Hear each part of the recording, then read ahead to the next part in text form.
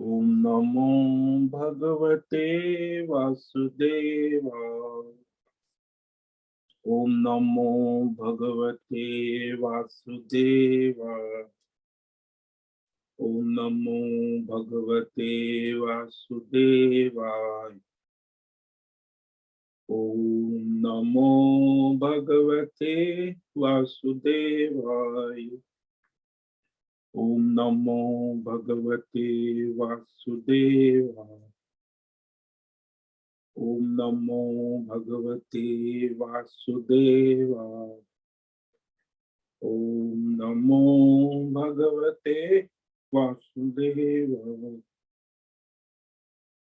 ओम नमो भगवते वासुदेवाय। ओम नमो भगवते वासुदेवाय। ओम नमो भगवते वासुदेवाय। ओम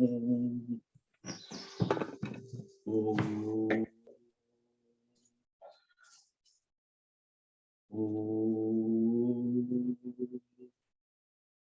ओम श्री परमात्मने नमो नमः।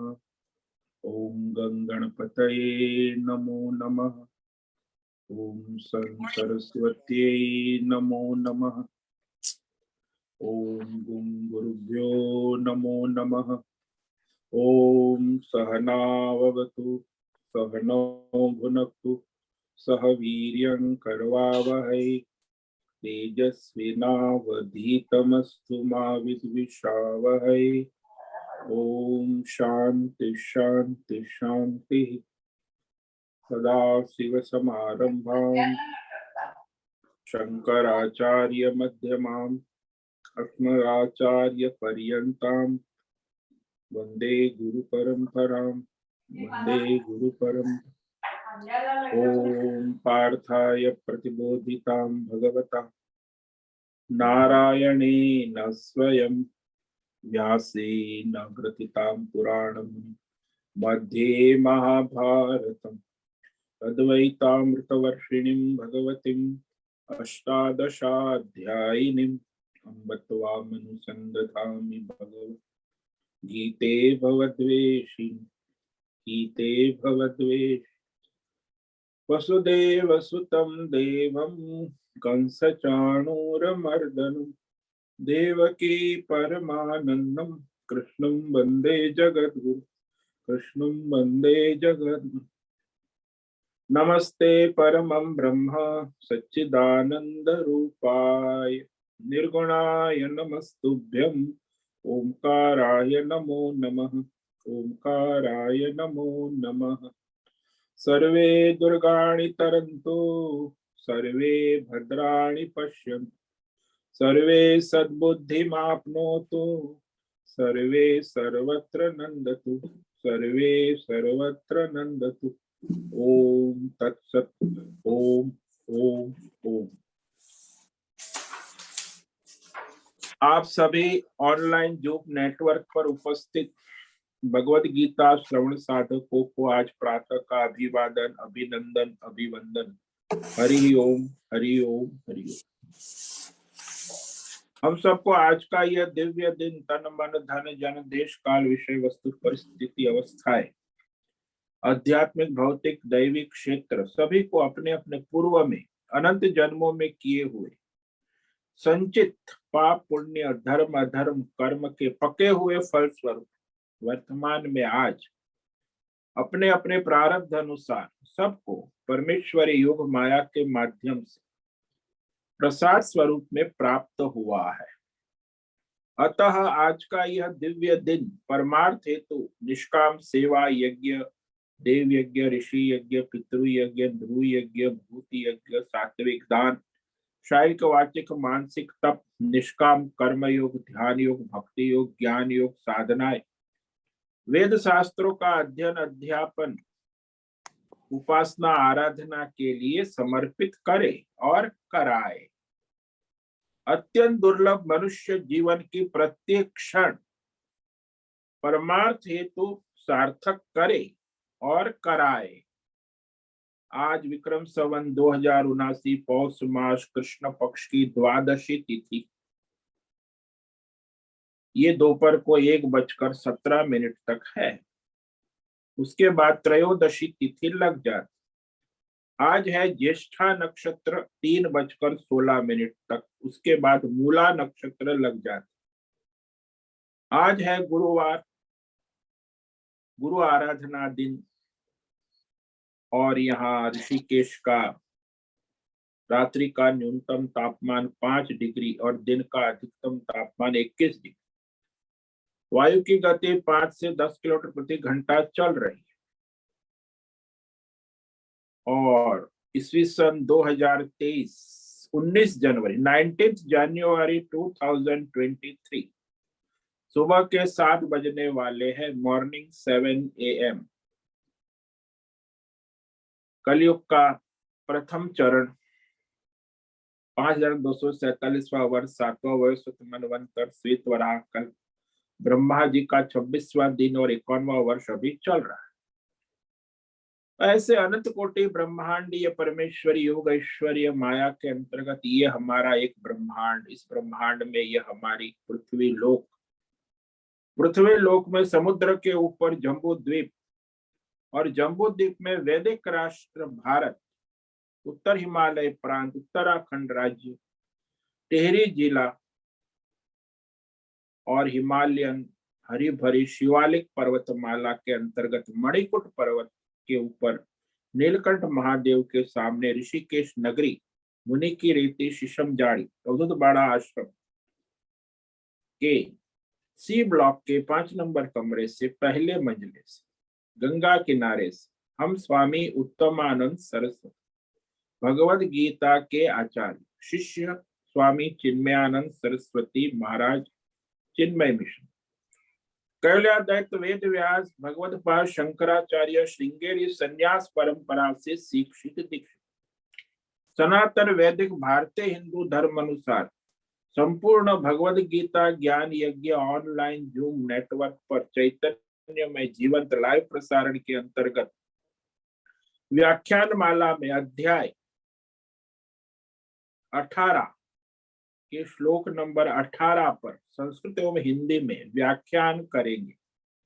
दिव्य पवित्र सरल व्यावहारिक सटीक पूर्ण वर्ण अक्षर पद वाक्य पंक्ति श्लोक अध्यायों की संगति संधि अन्वय शब्दार्थ वाक्यार्थ भावार्थ रहस्यार्थ के यथार्थ तात्पर्य सहित वैदिक शास्त्र वेद व्यास साहित्य शंकर भाष्य एवं परंपरागत अष्ट सन्यासी आचार्यों की टीका टिप्पणी सहित आज का यह गीता व्याख्यान करेंगे। कृपया आप सभी श्रद्धा भक्ति ध्यान से परिपूर्ण होकर के यह दिव्य श्रवण साधना करें। कुछ ग्रहण करें, धारण करें, अपने जीवन में चरितार्थ करें और उसमें निरंतरता लाए।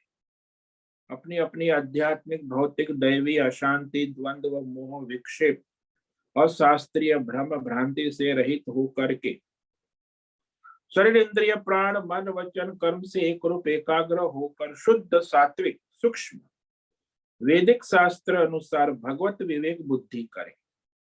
पुनः पुनः इस व्याख्यान का श्रवण करे, मनन करे, चिंतन करे, चर्चा विचारणा, प्रचार प्रसार करे, लिंक भेजे, ग्रुप में शेयर करे और अपना और सबका परम कल्याण करे और कराए।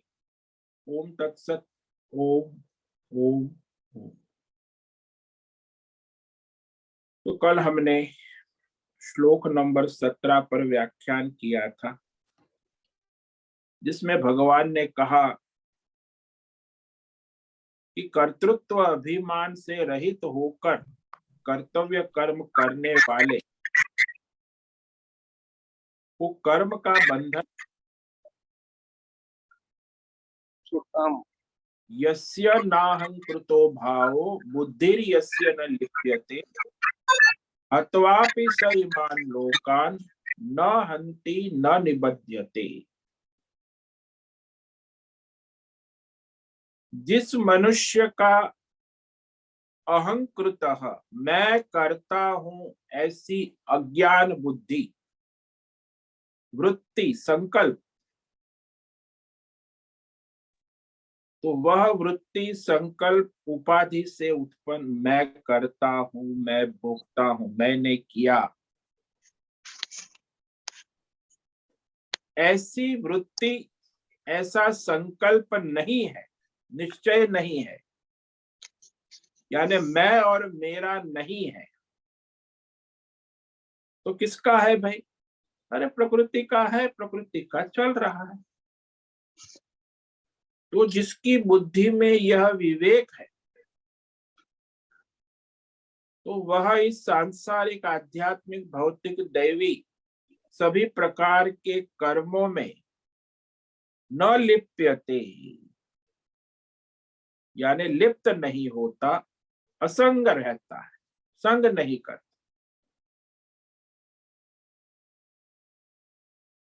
क्योंकि अहंकर्ता, अहंकार जीव का बाद होने पर केवल साक्षी परमात्मा ही रह जाता। तो वह मनुष्य इस संसार का यदि नाश कर देता है, ईमान लोकान हत्वा अपि न हन्ति, वो हत्यारा नहीं हो सकता।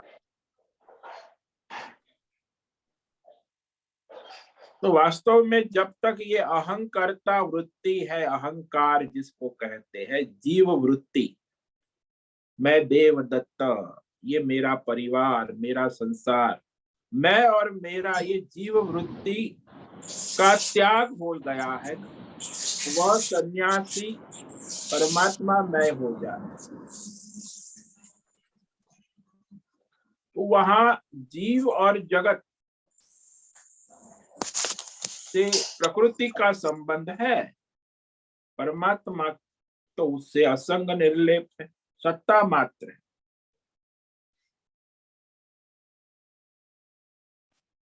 तो यह बताने का हेतु क्या है भाई?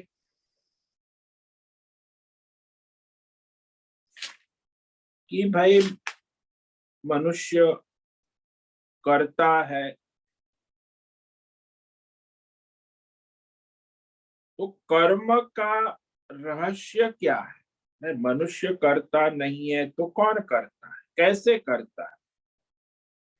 मनुष्य के कर्म का कारण बतलाकर अब कहते हैं मनुष्य के कर्म में कौन प्रवृत्त करता है, मनुष्य किसके द्वारा कर्मों में प्रेरित होता है,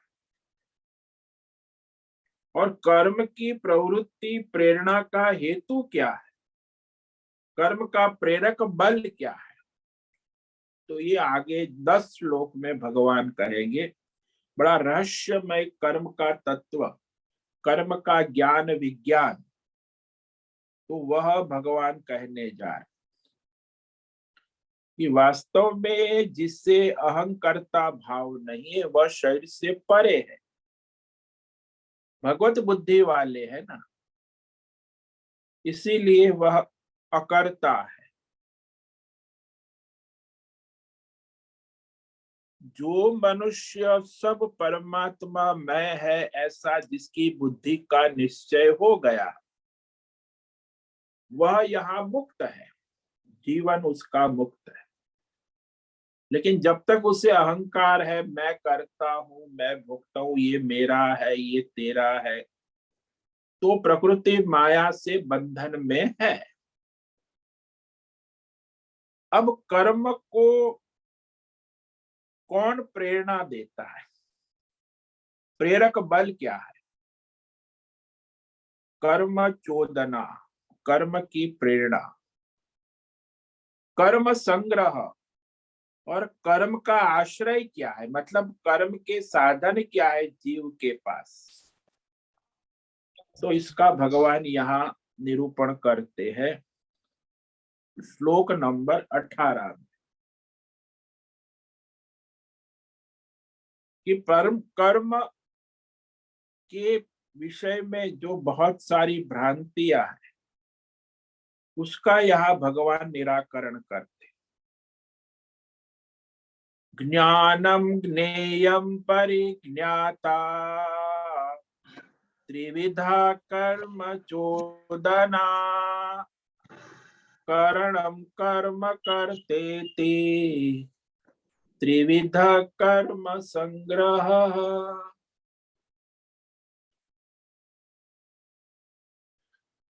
परिज्ञाता, ज्ञानम ज्ञेय परिज्ञाता त्रिविधा कर्म चोदना, पहली पंक्ति। दूसरी में कहा करणम कर्म इति त्रिविध कर्म संग्रह। कर्म चोदना यानी कर्म की प्रेरणा, प्रवर्तक बल, कर्म का प्रेरक कौन है? क्योंकि कर्ता की प्रिय अप्रिय क्रियाओं से व्याप्त रहता है, वो कर्म है ना। अब कौन प्रेरणा देता है? बोले परिज्ञाता यानी कर्ता, भोक्ता। तो कर्ता कौन है भाई? बोले जीव, परिज्ञाता जीवात्मा प्रेरक बल है। और ज्ञानम, उसका जो जीवन का अनेक जन्मों का अनुभव है, आध्यात्मिक भौतिक दैवी ज्ञान, वो उसको कर्म की प्रेरणा देता रहता है। अनंत जन्मों में अनेक प्रकार के संचित कर्म का अनुभव, ज्ञानम, भौतिक अध्यात्म दैवी ज्ञान। और ज्ञेय, ये जो संसार है, भौतिक संसार, आध्यात्मिक संसार, दैवी संसार, वो बाहर से भी प्रेरित करता है। भीतर उसका ज्ञान है और बाहर तो वह जगत विषय जो प्रिय अप्रिय होते हैं, वो भी उसको कर्म में प्रेरित करते। तो ये ज्ञाता, ज्ञान, ज्ञेय एक कर्म प्रवृत्ति के लिए आवश्यक। तो संसार में ये त्रिपुटी जो है, ये संसार के चलाने में मूल बीज है, कारण। कर्म चोदना यानी प्रवृत्ति, कर्म की प्रेरणा, प्रवर्तक बल। अब देखो, हमने पिछले जन्मों में संचित भोग जो किए हैं अध्यात्म भौतिक दैवी विषय ज्ञान की, तो उसकी अंदर से इच्छा स्मरण होता है, विषय स्मरण से। ये कर्म की प्रेरणा है। और दूसरा, बाहर से कर्म आते हैं, सामने को देख लिया तो विषय वर्तमान में जो सामने प्रलोभन, बाहर से वह विषय, मानो कि सामने से गधा आ गया तो हमें प्रेरणा होती है कि इससे बच के चलो। तो वो प्रलोभन बाहर से, अंदर से भी विचार आता है, बाहर से भी। तो ये कर्म की प्रेरणा भीतर से भी आती है, जो पिछले संचित कर्म है, भोगे हुए अनुभव है। और बाहर भी है, बाहर से भी विषय प्रलोभन वो कर्म को प्रेरित करता है। कर्म चोदना। और फिर कर्म के साधन क्या है भाई जीवात्मा के पास? ये तो जीवात्मा को कर्म के लिए प्रेरित कर। और जीवात्मा के पास कर्म के साधन है, कर्म संग्रह, कर्म की सामग्री, साधन। वो है कर्ता यानी इच्छा, कामना, इच्छा करने वाला कर्ता। कर्ण, उसके पास 14 कर्ण है, 5 ज्ञानेन्द्रिय, 5 कर्मेंद्रिय, मन बुद्धि चित्त अहंकार। ये कर्म के साधन है, जीवात्मा के पास टूल है, किट बॉक्स। तो ज्ञानेन्द्रिय, कर्मेंद्रिय, मन बुद्धि, 14 कर्ण है। और फिर उस कर्ण के द्वारा क्या करता है? कर्म, क्रिया, विषय प्राप्ति के क्रिया करता, या विषय का त्याग की। जैसे बाजार जाता है तो वो बाजार में विषय सब्जी मंडी खरीद के प्राप्त करने की क्रिया, कर्म कर, अपनी कामना इच्छा अनुसार। फिर वो सब्जी काट बांट के उसका कूड़ा कचरा होता है, तो वो कूड़े कचरे को त्याग करने की भी क्रिया करते। तो पहले सामान लाना, फिर उसका कूड़ा कचरा होता है, उसका त्याग करना, ये सब चेष्टाएं जो है ना, ये क्रिया है, चेष्टा है, इसको कर्म कहते हैं। तो वह कर्म भी चार प्रकार के होते, उत्पाद्य, आप्य, विकार्य और संस्कार। जैसे किसान जो है वो पहले खेत में गेहूं उगाता है, फिर उसकी कटाई करके उसे अलग करके गेहूं को बोरी में भरता है, फिर बोरी में भरकर वो उसे अपनी फैक्ट्री में ले जाता है, उसका आटा बनाता है और फिर उसमें से ब्रेड बनाता है और ब्रेड संस्कार करके पैकेट में भर के बाजार में बेचता है। तो चार प्रकार के कर्म हो गए, गेहूं को उगाना, फिर उसे काटना, फिर उसे अपनी फैक्ट्री में ले जाना, फिर फैक्ट्री में ले जाकर, वो सब कर्म है। उसका आटा गूंदना और आटा गूंदने के बाद उसे ब्रेड मशीन से बनाना, फिर पैक करना, फिर पैक करके फिर वो बॉक्स में मार्केट में भेजना। तो ये चार प्रकार के कर्म होते हैं, उत्पाद्य, आप्य, विकार्य और संस्कार्य। संस्कार हो गया, पैक हो गया डब्बे में, ब्रेड बन गया, गेहूं था पहले। तो ये प्रक्रिया है कर्म, क्रिया प्रक्रिया। तो इस प्रकार मनुष्य सभी अपने अपने कर्म कर।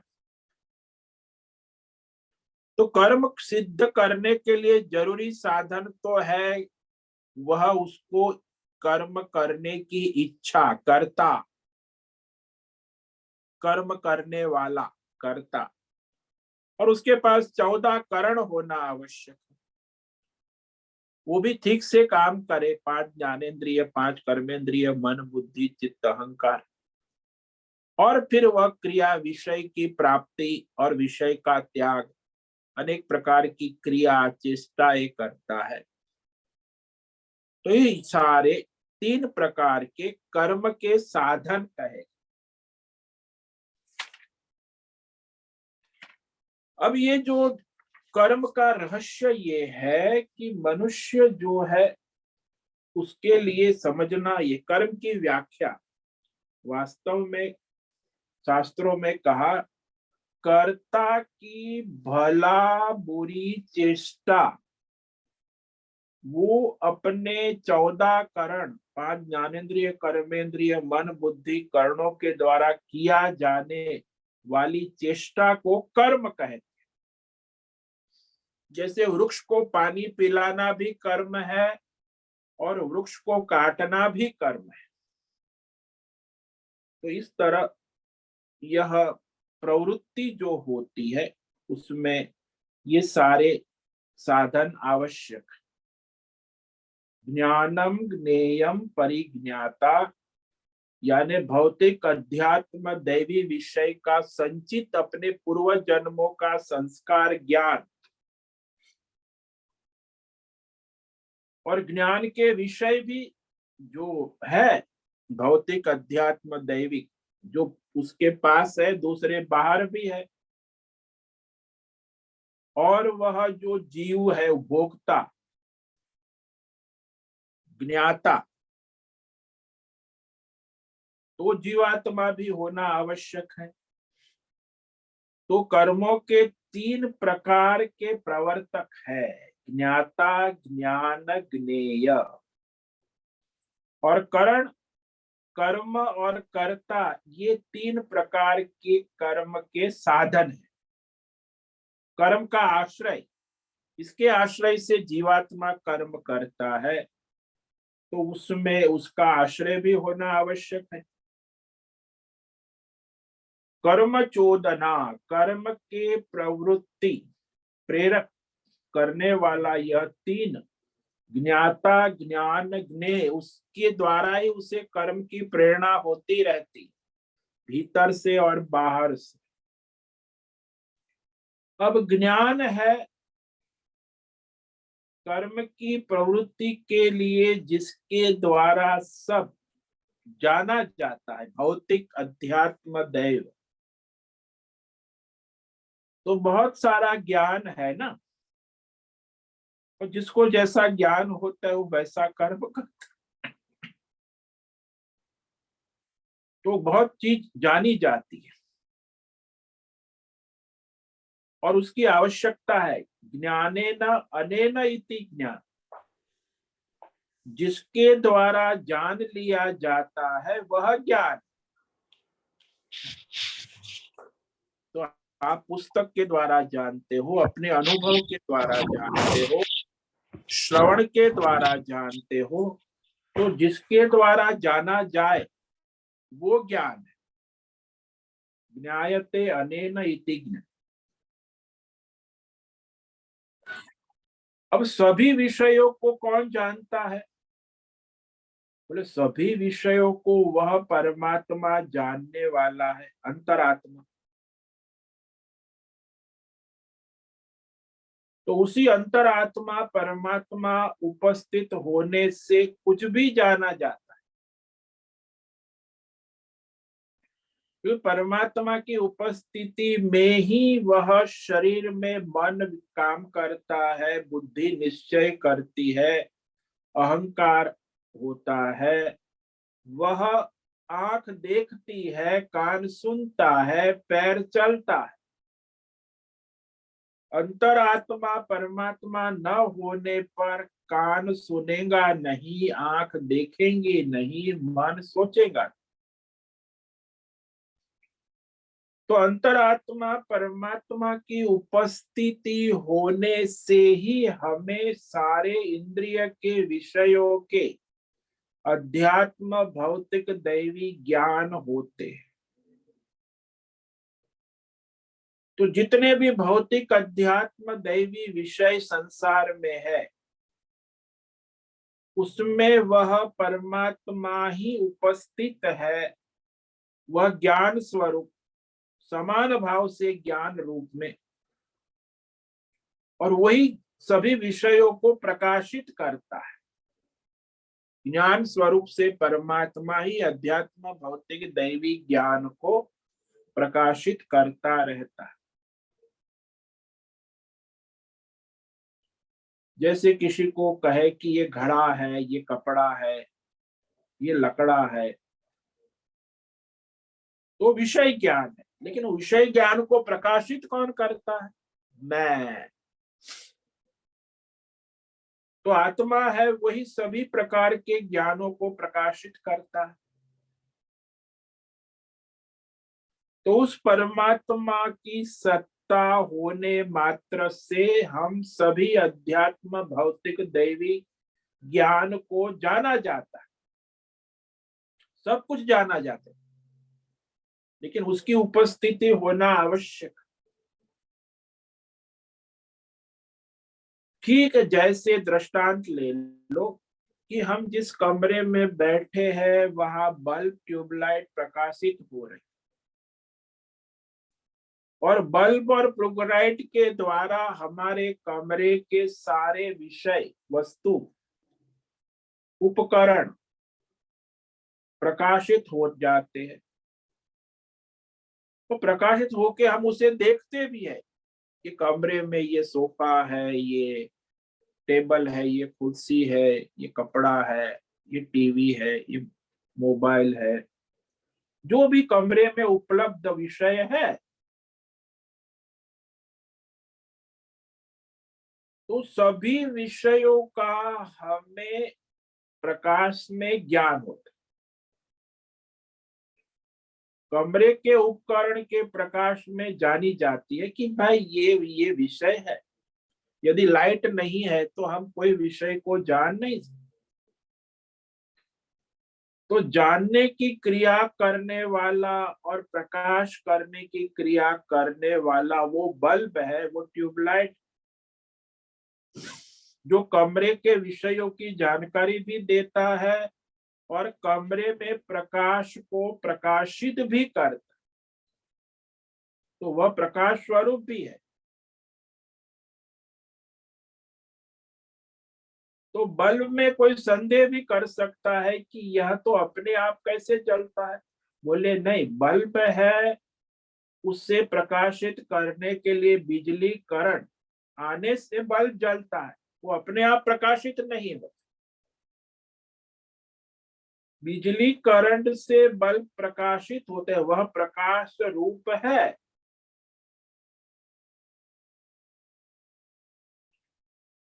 तो वहां प्रकाश जो है वह बल्ब का नहीं है, वो नित्य करंट है, उसी में बल्ब प्रकाशित होता है और बल्ब से कमरे के सारे विषय प्रकाशित। ऐसे ही हमारे अंदर जो नित्य करंट है परमात्मा, उसी के प्रकाश में हमारी बुद्धि का बल्ब प्रकाशित होता है और उस बुद्धि के बल्ब को प्रकाशित होने पर जीव भाव से जीवात्मा अपने अपने आध्यात्मिक भौतिक विषयों को देखता है, जानता है।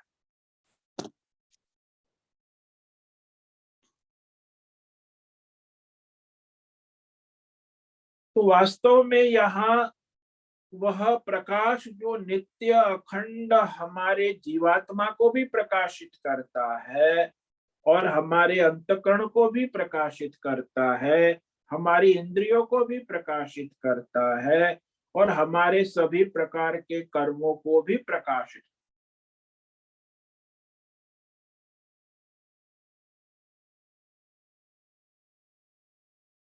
तो इस प्रकार सामान्य रूप से जो कुछ भी जानने योग्य है वह सब ज्ञेय शब्द से कहा। परिज्ञाता यानी ज्ञाता जीवात्मा, जो नाम रूप उपाधि वाला जीवात्मा, अविद्या कल्पित जीवात्मा, परमात्मा के प्रकाश में प्रकाशित होने वाला बल्ब, परमात्मा की ही उपाधि के द्वारा परिकल्पित प्रकाशित होने पर जीव है, जीवात्मा। जैसे सूर्य का प्रतिबिंब जल में पड़ता है, ऐसे ही परमात्मा का प्रतिबिंब जीवात्मा के अंतकरण बुद्धि में पड़ता है, तब जाके वो जीवात्मा की बुद्धि अंतकरण प्रकाशित होता, अहंकार। इस प्रकार जीवात्मा अज्ञान से परिकल्पित होने पर वह जीवात्मा है और वो उपाधि वाला है, लेकिन वो जीवात्मा स्वयं तो कोई विषय वस्तु को प्रकाशित नहीं कर सकता, इसीलिए उसे ज्ञाता, ज्ञेय और ज्ञान, इन तीनों की आवश्यकता। तो हमारे पास ज्ञाता जीवात्मा और ज्ञान आध्यात्मिक भौतिक और कर्म, ये तीनों होंगे तब जाके हम धर्म अधर्म मिश्र प्रवृत्ति कर सके, अन्यथा हम प्रवृत्ति नहीं कर पाते। जीवात्मा भी उपलब्ध होना चाहिए, अध्यात्म भौतिक दैवी ज्ञान पूर्व संचित संस्कार का अनुभव भी होना, और ज्ञाता ज्ञान और ज्ञेय तीनों की आवश्यकता। इसीलिए यहाँ भगवान ने कहा त्रिविधा कर्म चूत, तीनों है कर्म को प्रेरित करते, प्रवर्तन करते, प्रवृत्ति में महत्व के है।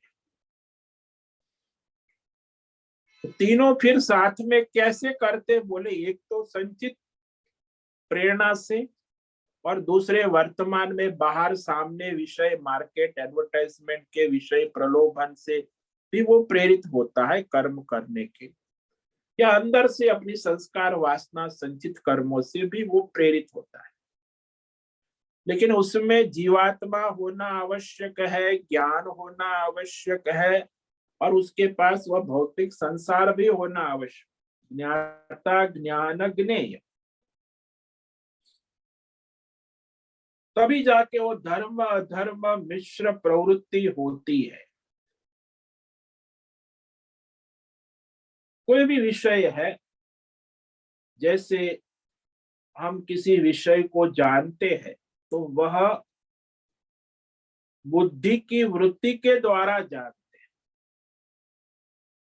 बिना बुद्धि की वृत्ति हम कोई विषय को जान नहीं सकते, क्योंकि हमारी बुद्धि की वृत्ति में उस विषय, अध्यात्म, भौतिक, दैवी विषय को जानने का सामर्थ्य है, तब जानेगी ना। बुद्धि में यदि विषय को जानने का सामर्थ्य नहीं है तो नहीं जाने। जैसे हम लोगों को कुछ प्रकाश देखने का सामर्थ्य, सबका अपना अपना देखने का सामर्थ्य होता है। किसी को अधिक है, किसी को कम है। प्रकाश तो है, लेकिन सबका भिन्न भिन्न सामर्थ्य है देखने का प्रकाश में।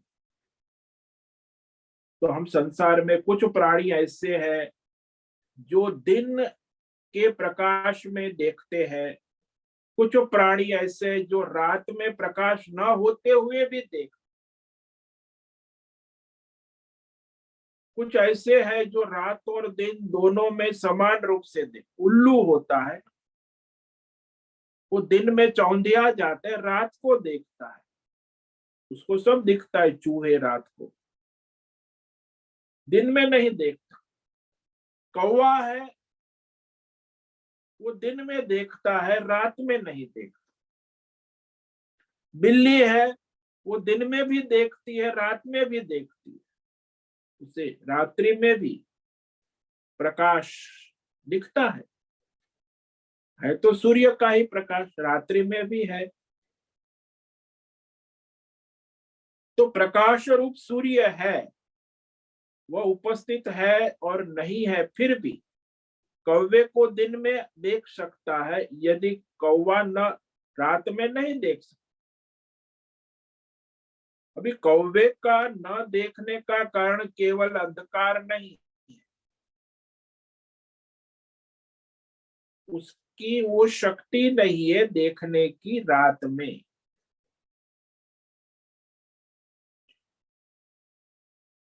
तो यहाँ प्रकाश तो है, लेकिन देखने की सूक्ष्म शक्ति, वो हल्के प्रकाश में उल्लू रात को देख लेता है सूक्ष्म।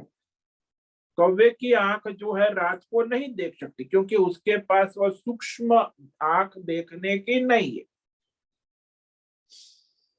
दिन में उल्लू इसलिए नहीं देख पाता कि प्रकाश का तेज इतना होता है कि उस उल्लू की आंख चौंधिया जाती, जिसको हम सामान्य प्रकाश कहते, उसमें सूक्ष्म प्रकाश मौजूद होते हैं। इसीलिए पहले तो कौवे और उल्लू को देखकर ये बात समझ में आती थी कि अब ये सारा देखने का कार्य जो है, इसमें भी दैवी शक्तियां काम करती, सूर्य का प्रकाश। आजकल कैमरा भी आ गया, ये सारे कैमरा अब ये आज के मॉडर्न जमाने में देखने के लिए भिन्न भिन्न लेंस होते, लगा देते हैं, तो प्रकाश उसमें परावर्तित होता है, तो देखने की शक्ति बढ़ जाती। अब यहाँ जो कहा ज्ञान, ज्ञेय, ज्ञाता तीनों इकट्ठे होते हैं, तब आप कहोगे कि मैंने देखा। यह लौकिक व्यवहार हो कि मैंने सुना। तो मैं ज्ञाता जीव, रसगुल्ला ज्ञेय, और रसगुल्ले का ज्ञान अनुभूति होती है। तो रसगुल्ले का ज्ञान होने पर मैंने पहले रसगुल्ला खाया था, पूर्व संचित संस्कार, तब बड़ा मजा आया था।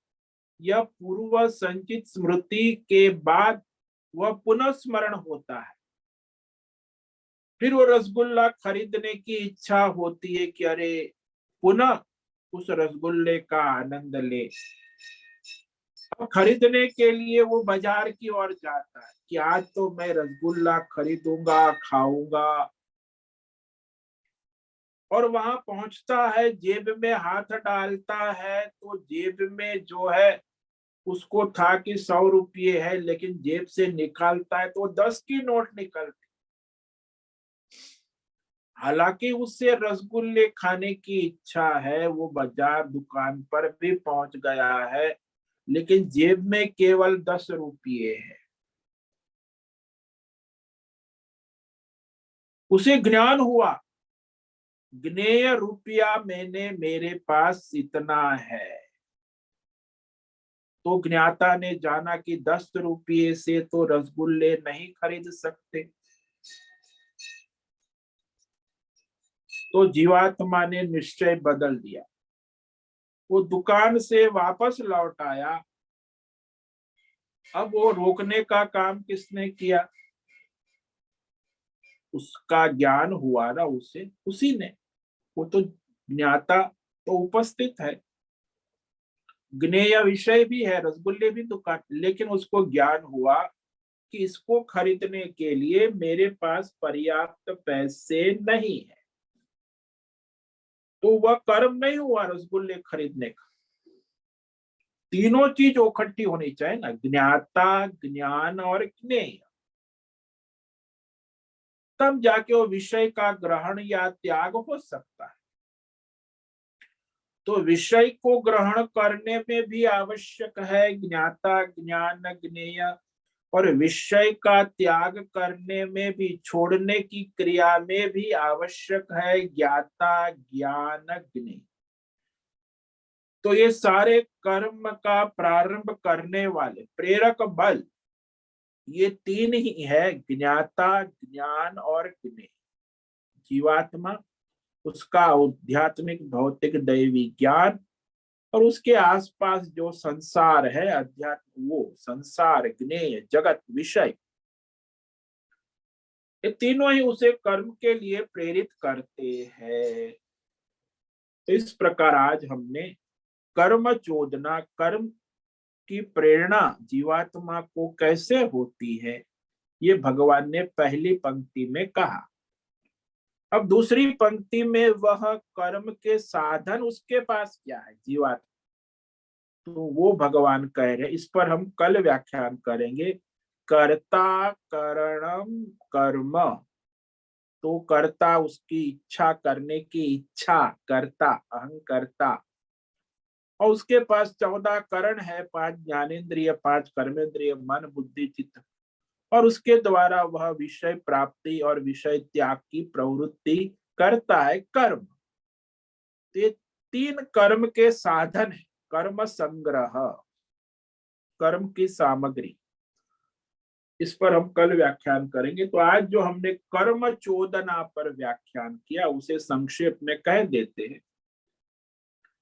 ज्ञानम ज्ञेयम परिज्ञाता, त्रिविधा कर्म चोदना, करणम कर्म करते ते, त्रिविधा कर्म संग्रह।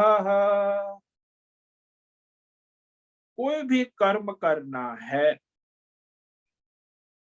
तो उसको प्रेरक बल कौन है, कौन प्रलोभन देता है, कर्म की प्रवृत्ति की प्रेरणा।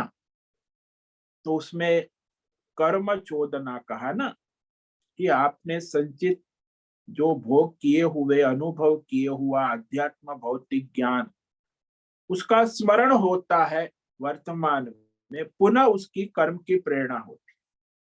या तो फिर बाहर से कोई विषय वर्तमान में सामने प्रलोभन आता है, तो वो आध्यात्मिक भौतिक दैवी विषय कर्म करने के लिए प्रेरित करता है। तो उसमें ये 3 आवश्यक है, ज्ञाता यानी भोक्ता, ज्ञानम जो कर्म का बोध, अध्यात्म भौतिक दैवी अनुभव, अनु ज्ञानम, और ज्ञेय वो अध्यात्म भौतिक संसार। तो शब्द, स्पर्श, रूप, रस, गंध, ये सारे संसार के भौतिक अध्यात्म दैवी विषय, ज्ञेयम, ये तीनों कर्म को प्रेरित कर, और तीनों आवश्यक है। इसमें एक नहीं होगा तो फिर कर्म नहीं होगा। ज्ञाता भी होना आवश्यक है, ज्ञान भी होना, और ज्ञेय होना भी आवश्यक। तो तीनों के द्वारा वो जीवात्मा कर्म की ओर प्रेरित होता रहता है। ओम नमो नारायणाय, ओम नमो नारायणाय, ओम नमो नारायणाय, ओम नमो नारायणाय, ओम नमो नारायणाय। कायेन वाचा मनसेन्द्रियैर्वा बुद्ध्यात्मना वा प्रकृते स्वभाव करोमि यद्यत् सकलं परस्मै नारायणायेति समर्पयामि, नारायणायेति समर्पयामि। ओम सर्वे भवन्तु सुखिनः, सर्वे सन्तु निरामयाः, सर्वे भद्राणि पश्यन्तु, मा कश्चित् दुःखमाप्नुयात्, अस्तु मा सद्गमय, तमसो मा ज्योतिर्गमय, मृत्योर्मा मृतंगमय। ओम पूर्णमद पूर्णमिदं पूर्णात् पूर्णमुदच्यते पूर्णस्य पूर्णमादाय पूर्णमेवावशिष्यते। ओम शांति शांति शांति। शंकरं शंकराचार्यं केशवं बादरायण सूत्र भाष्य कृतौ वंदे भगवन्तौ पुनः पुनः। ईश्वरो गुरुरात्मेति मूर्ति भेद विभागि व्योमवद् व्याप्त देहाय दक्षिणामूर्तये नमो नमः। ओम गुरुभ्यो नमो नमः। ओम तत्सत् ब्रह्मार्पणमस्तु। ओम ओम ओम।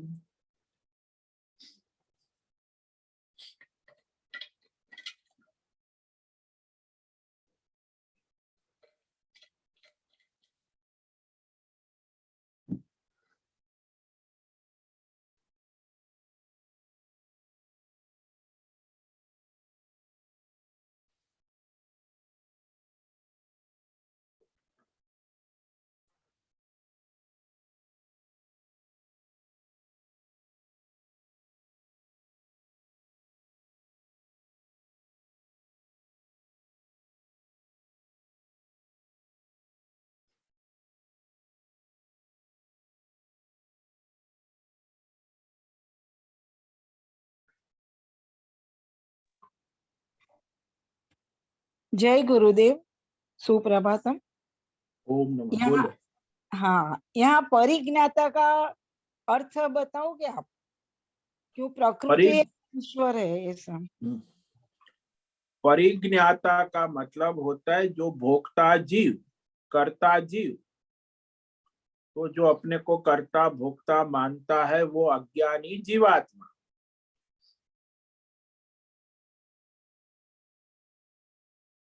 तो वह परिज्ञाता कहा जाता।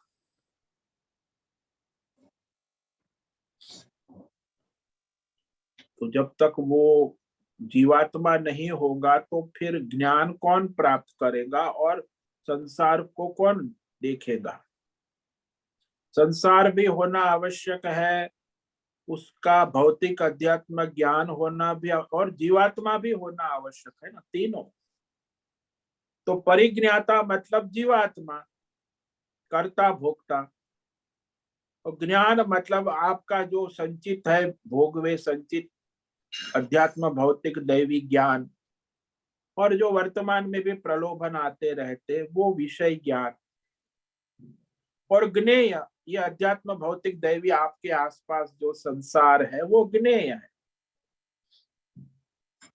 ये तीनों जो है कर्म के प्रेरक बल है, प्रवर्तक।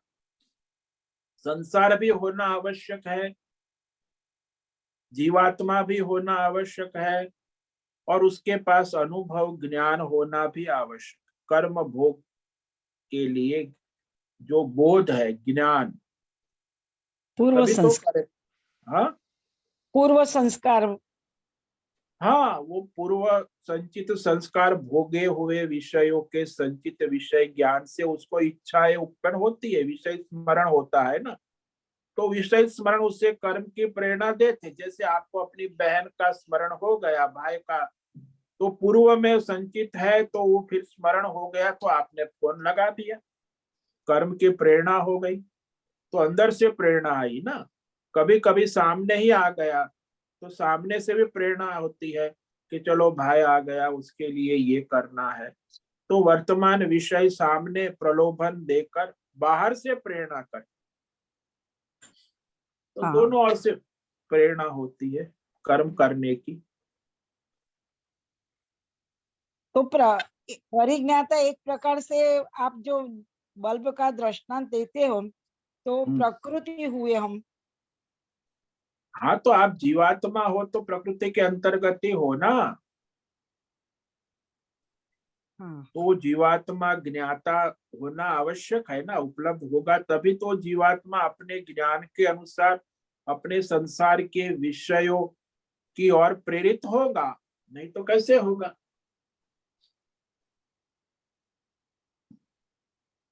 आज अद्भुत ज्ञान मिल रहा है। ये अद्भुत गीता ज्ञान है भगवान के दिया हुआ, तो भगवत ज्ञान है। कर्म का आपने पूरी जिंदगी कर्म किया, आपको पता नहीं कैसे कर्म हो रहे हैं। ये कर्म का विज्ञान है। जैसे कई लोग गाड़ी चलाते पूरी जिंदगी कार चलाते, लेकिन उसको कार का मशीन मैकेनिज्म कैसे काम करते वो पता ही नहीं, कार तो चला लेते। ऐसे मनुष्य अज्ञानी कर्म तो कर लेता है पूरी जिंदगी, लेकिन वो कर्म कैसे हो रहे हैं उसका मैकेनिज्म, उसका ज्ञान विज्ञान तो भगवान कहेंगे तभी तो पता चलेगा ना। हाँ। इसलिए वो जो ऑटोमोबाइल इंजीनियर होता है वो कार का सारा मैकेनिक जानता है। ऐसे ही जब कोई कोई पढ़ता है तो जानता है, जो अज्ञानी है वो अपने कर्म तो करता ही रहेगा, और यही सब उसके प्रेरक बल रहेंगे। अज्ञान से करो तो भी ये प्रेरक बल तो आवश्यक है, ज्ञान से करो तो भी ये प्रेरक बल तो रहेंगे। हाँ, पर ज्ञान से करने से हमें ध्यान रहता है कि ये प्रकृति कर रही है, हम नहीं कर रहे। हाँ, वो विवेक जागृत रहता है। हाँ। धन्यवाद गुरुदेव। ओम नमो नारायणाय।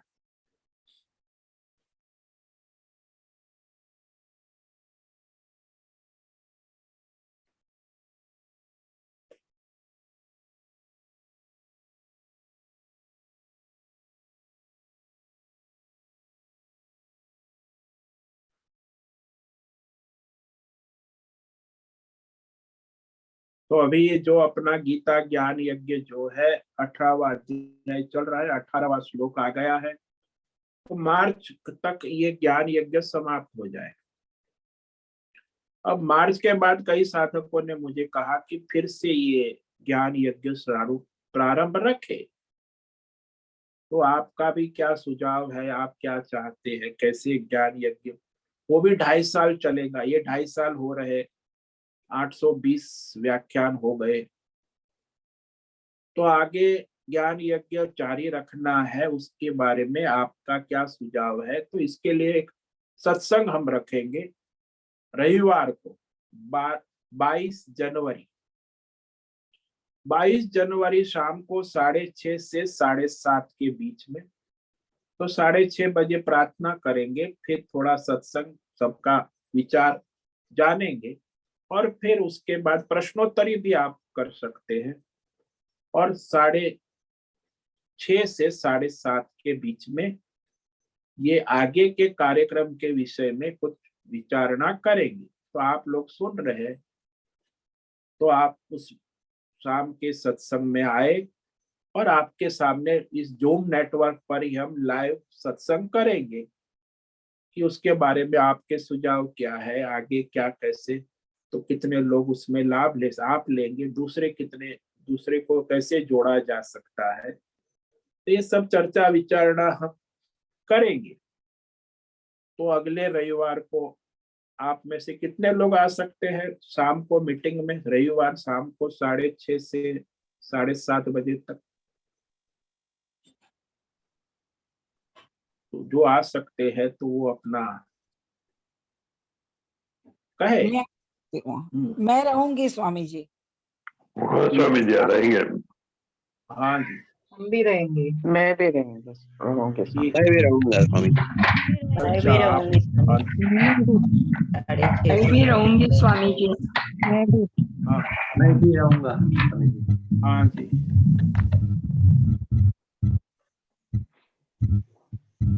तो उस समय हम शाम को चर्चा विचारणा करेंगे, रविवार को शाम को जूम मीटिंग 6:30 से 7:30। तो उसके विषय में आपकी उपस्थिति आवश्यक है ना। और कोई सुझाव हो तो आप दे सकते हैं, वहाँ कार्य कैसे आगे करना है। ये तो ज्ञान यज्ञ अब समापन की ओर है, अगले महीने फिर भी अभी चलेगा, मार्च में समाप्त होने जा रहा है।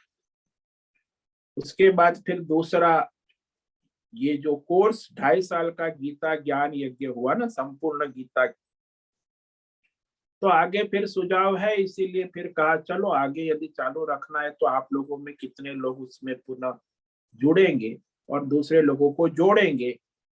तो ये ज्ञान यज्ञ जो है अगला दूसरा सेशन अपना, वो भी 2.5 साल चलेगा। तो वो आगे गीता ज्ञान यज्ञ चलता रहेगा।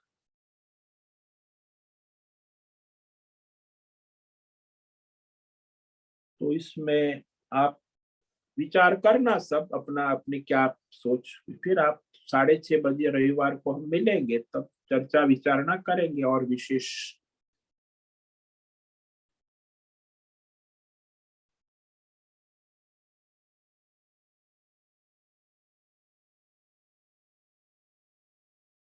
ठीक है, आज का समय पूरा होने जा रहा है। सभी साधकों को आज का ओम नमो नारायणाय, सबको ओम नमो नारायण। ओम नमो नारायण स्वामी जी।